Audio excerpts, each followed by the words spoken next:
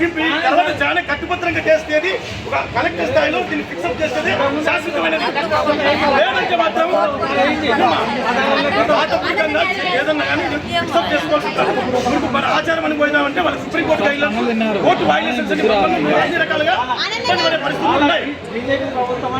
ఏదైనా కానీ దాన్ని బీజేపీ గీదకు కానీ మనకు వచ్చేసి ఒక నిర్ధారణ చేసుకోవాలంటే కదా అదేమో కూర్చొని చేసుకోవాలి. దీంట్లో బలవంతం లేదు. ఫస్ట్ మీరంతా కూర్చొని మాట్లాడుకుని మాకు ఏం చెప్పండి. దీంట్లో మీకు బలవంతం ఇట్లా వద్దే కూర్చొని మాట్లాడుకోండి. ఆవేశం పనికిరాదు. మా కోసం కాదు, మీ ఊరు కోసం, మా కోసం కాదు. ఎవరైనా వాళ్ళు కూడా చెప్పినామయ్యా బాబు, మా ఓటే మీకు ఫస్ట్, మీ మాటకి మేము కట్టుబడి ఉంటాము. కానీ ఇప్పుడు పరిస్థితి టైం కాదు అంటున్నాను. తమ్ముడు ఒక మాట చెప్తాడు, ఈరోజు మీ ఇష్టం వచ్చింది చేయండి, రేపటి నుంచి కాగితాలు చిరుగుతాయి,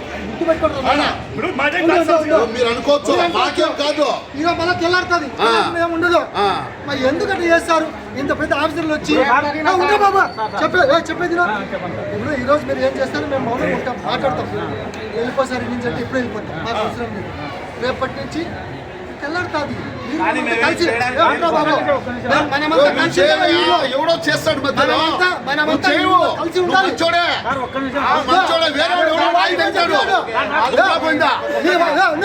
ఇంకో చెప్పినా మీరుంటా ఈరోజు లేకపోతే వ్యవస్థ నువ్వు చచ్చిపోయిన తర్వాత ఉంటుంది.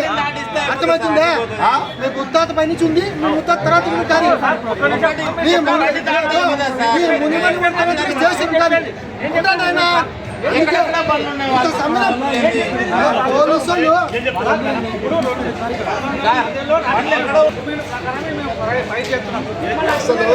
బాబు ఉంది కాబట్టి సమస్య అయితే